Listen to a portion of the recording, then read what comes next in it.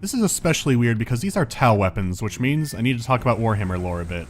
If you played with toys and action figures, you may have known about, or played with, that kid. You never wanted to play with that kid. Nobody did. That kid always had to be the best, and he'd make up rules to do so. My Iron Man is coming to fight you.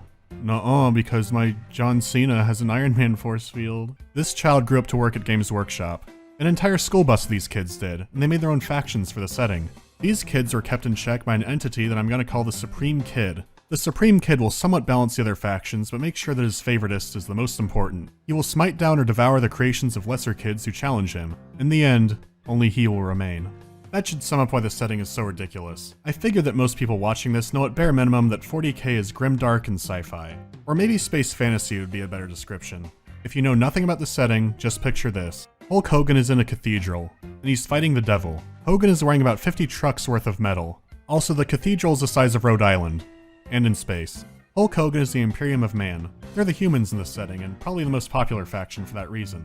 At this time, the setting didn't really have good guys, just lesser shades of evil. The Imperium is a bunch of fascist fanatics, but if you're a human, they're your best chance for being alive for a while. When the Tau released in 2001, they were the good faction. Non-Tau players tended to dislike them for this, among other reasons. Their main trait was having very accurate, long-range weapons, and you know what?